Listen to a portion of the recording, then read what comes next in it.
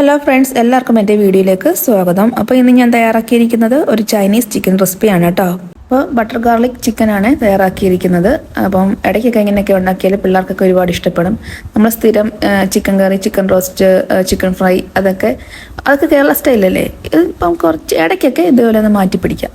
അപ്പോൾ വീഡിയോയിലേക്ക് പോകും മുമ്പ് ആരെങ്കിലും സബ്സ്ക്രൈബ് ചെയ്യാനാണെങ്കിൽ ഒന്ന് സബ്സ്ക്രൈബ് ചെയ്ത് സപ്പോർട്ട് ചെയ്യണേ. നമുക്ക് വീഡിയോയിലേക്ക് കിടക്കാം. ഞാനിവിടെ ചിക്കനെല്ലാം കഴുകി വൃത്തിയാക്കി എടുത്ത് വെച്ചിട്ടുണ്ട്. ഇതിൽ ലെഗ് പീസ് മാത്രമേ ഉള്ളൂ വലുതായിട്ട് കേട്ടോ. ബാക്കിയെല്ലാം ചെറിയ ചെറിയ പീസുകളാണ്. എല്ലുൾപ്പെടെയാണ് എടുത്തിരിക്കുന്നത്. അപ്പോൾ ആദ്യം ഇതിലേക്ക് നമുക്ക് പൊടികളൊക്കെ ഇട്ടൊന്ന് പുരട്ടി വെക്കണം. ആദ്യം ഞാൻ നമ്മുടെ പെരുംജീരകപ്പൊടിയാണ് ചേർക്കുന്നത്.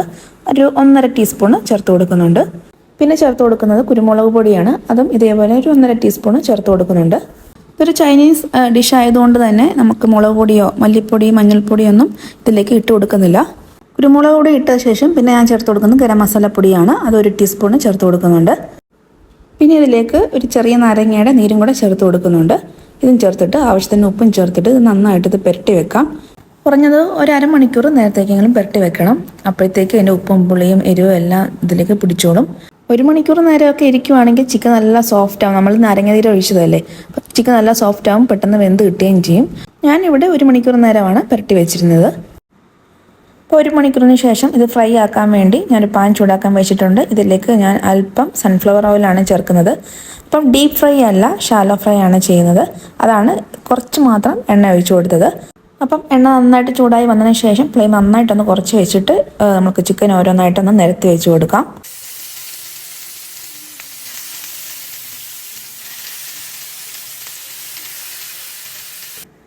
ഇപ്പം ഒരു ഭാഗം ഒന്ന് മരിഞ്ഞു വന്നിട്ടുണ്ട്. അത് നമുക്ക് തിരിച്ചിട്ട് കൊടുക്കാം. അപ്പോൾ ഇതേപോലെ ഒന്ന് ഫ്രൈ ആക്കി എടുത്താൽ മതി. ഒരുപാടങ്ങ് കരിഞ്ഞു പോകുന്ന രീതിയിൽ ഫ്രൈ ആക്കേണ്ട കാര്യമില്ല. ഇപ്പോൾ ലോ ഫ്ലെയിമിലിട്ട് വേണം ഇതേപോലെ വറുത്തെടുക്കാൻ വേണ്ടി, അല്ലെങ്കിൽ ചിക്കൻ്റെ ഉള്ളുഭാഗം വെന്ത് വരത്തില്ല.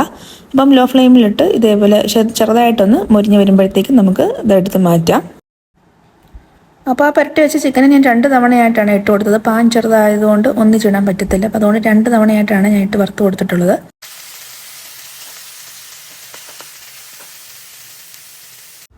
അപ്പോൾ രണ്ടാമത് ഇട്ട് കൊടുത്ത ചിക്കനും ഫ്രൈ ആയിട്ട് കിട്ടിയിട്ടുണ്ട്. ഇനി ഇതും പാനിൽ നിന്ന് മാറ്റി കൊടുക്കാം.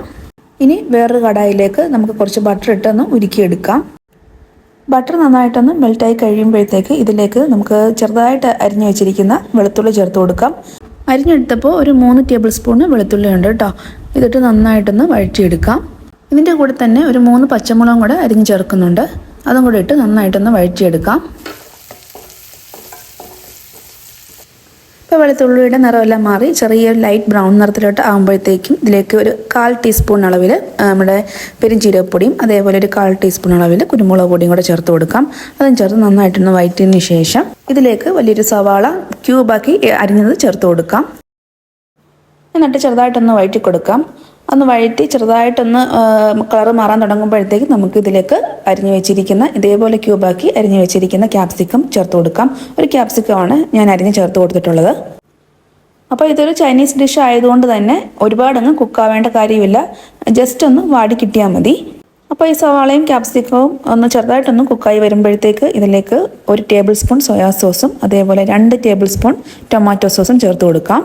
അപ്പോൾ അതും ചേർത്ത് കൊടുത്ത് നന്നായിട്ടൊന്ന് മിക്സ് ആക്കിയതിന് ശേഷം ഇതിലേക്ക് നമുക്ക് വറുത്ത് വെച്ചിരിക്കുന്ന ചിക്കനും ചേർത്ത് കൊടുക്കാം. ചിക്കനും ചേർത്ത് നന്നായിട്ടൊന്ന് ഇളക്കി, അപ്പോഴത്തേക്ക് ലോ ഫ്ലെയിമിൽ വേണം വെക്കാൻ, ഹൈ ഫ്ലെയിമിൽ വെക്കരുത്. നമുക്ക് എന്നിട്ട് എല്ലാം കൂടി നന്നായിട്ടൊന്ന് ഇളക്കി യോജിപ്പിക്കാം. അതെല്ലാം ഇളക്കി യോജിപ്പിച്ചതിന് ശേഷം കുറച്ച് മല്ലിയിലയും കൂടെ ചേർത്ത് കൊടുക്കാം. മല്ലിയില ഒരു കൈപ്പിടി അളവിൽ മല്ലിയില ചേർത്ത് കൊടുക്കാം. അപ്പോൾ മല്ലിയിലയും കൂടെ ചേർത്ത് ഇളക്കിയതിന് ശേഷം ഒരു 2 മിനിറ്റത്തേക്ക് ഒന്ന് അടച്ചു വെച്ച് ഒന്ന് ആവി കയറ്റാം. അതിനുശേഷം നമുക്ക് ഫ്ലെയിം ഓഫ് ചെയ്യാം. അപ്പോഴത്തേക്കും നമ്മുടെ ബട്ടർ ഗാർലിക് ചിക്കൻ റെഡി ആയിട്ടുണ്ട്. അപ്പോൾ തീർച്ചയായിട്ടും എല്ലാവരും ഒന്ന് ചെയ്ത് നോക്കുക. എല്ലാവർക്കും ഒരുപാട് ഇഷ്ടപ്പെടും കേട്ടോ. അപ്പോൾ ഇത്തിരി കളറും കൂടെ കിട്ടാൻ വേണ്ടി ഞാൻ 1 ടീസ്പൂണ് നമ്മുടെ ടൊമാറ്റോ സോസും കൂടെ ഇട്ട് കൊടുക്കുന്നുണ്ട് കേട്ടോ. അതും കൂടെ ചേർത്ത് നന്നായിട്ടൊന്ന് ഇളക്കി യോജിപ്പിക്കാം. അപ്പോൾ ഒരു നല്ലൊരു കളർ കിട്ടും. അപ്പോൾ കാണുമ്പോൾ തന്നെ കഴിക്കാൻ തോന്നും. അപ്പോൾ ഇതിൻ്റെ കൂടെ നമുക്ക് ചപ്പാത്തിയും അതേപോലെ പൂരി, അപ്പം, പിന്നെ അതേപോലെ ഫ്രൈഡ് റൈസ് ഇതിൻ്റെ കൂടെ എല്ലാം നമുക്ക് കഴിക്കാൻ പറ്റുന്ന നല്ലൊരു അടിപൊളി ചിക്കൻ റെസിപ്പിയാണ് കേട്ടോ. അപ്പോൾ തീർച്ചയായിട്ടും എല്ലാവരും ഒന്ന് ട്രൈ ചെയ്ത് നോക്കുക. അപ്പോൾ വീഡിയോ ഇഷ്ടപ്പെട്ടാൽ എല്ലാവരും ഒന്ന് ലൈക്കും ഷെയറും കമൻറ്റും അതേപോലെ സബ്സ്ക്രൈബ് ചെയ്യാൻ മറന്നു പോവല്ലേ. സബ്സ്ക്രൈബ് ചെയ്യുമ്പോൾ ബെല്ലൈക്കൺ ഒന്ന് പ്രസ് ചെയ്യാനും അതേപോലെ ഓൾ എന്ന ഓപ്ഷൻ എനേബിൾ ചെയ്യാനും മറന്നു പോകരുത്. അപ്പോൾ ഓക്കെ, താങ്ക്